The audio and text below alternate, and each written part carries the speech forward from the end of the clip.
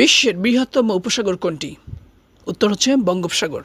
মেঘ, বৃষ্টিপাত, বজ্রপাত, বায়ুপ্রবাহ, ঝড়, তুষারপাত, শিশির এবং কুয়াশা কোন স্তরে সৃষ্টি হয়? ট্রপোমণ্ডল। পারস্য উপসাগরের উপকূলবর্তী দেশ নয় কোনটি? জর্ডান। ট্রপোমণ্ডলে প্রতি কিলোমিটারে উচ্চতা বৃদ্ধির সাথে সাথে তাপমাত্রা হ্রাস পায় কত? 6.5 ডিগ্রি সেলসিয়াস। মেক্সিকো উপসাগর প্রধানত কোন মহাদেশ দ্বারা বেষ্টিত? উত্তর আমেরিকা। শান্তমণ্ডল নামে পরিচিত বায়ুমণ্ডলের কোন স্তর? স্ট্রাটোমণ্ডল। সমুদ্রপৃষ্ঠে বায়ুর স্বাভাবিক চাপ কত? ৭৬ সেন্টিমিটার। স্ট্রাটো বিরতির উপরে প্রায় ৮০ কিলোমিটার পর্যন্ত বিস্তৃত বায়ুস্তরকে কী বলে? মেসোমণ্ডল। বসফরাস প্রণালী কোন দুটি সাগরকে যুক্ত করেছে? কৃষ্ণ সাগর ও মর্মর সাগর। কোন বায়ু পৃথিবীর চাপ বলয়গুলো দ্বারা নিয়ন্ত্রিত হয়ে বছরের সকল সময় একই দিকে প্রবাহিত হয়? নিয়ত বায়ু। এশিয়া ও উত্তর আমেরিকা মহাদেশকে পৃথক করেছে কোন প্রণালী? বেরিং প্রণালী।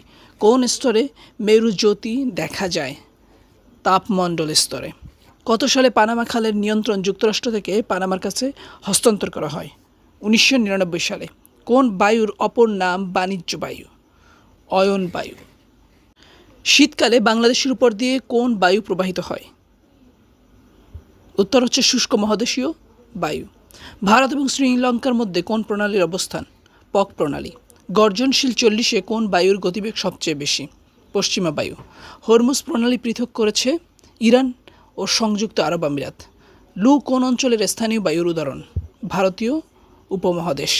বায়ুমণ্ডলের উপাদানের প্রকৃতি, বৈশিষ্ট্য এবং উষ্ণতার পার্থক্য অনুসারে বায়ুমণ্ডলকে কয়টি স্তরে ভাগ করা হয়?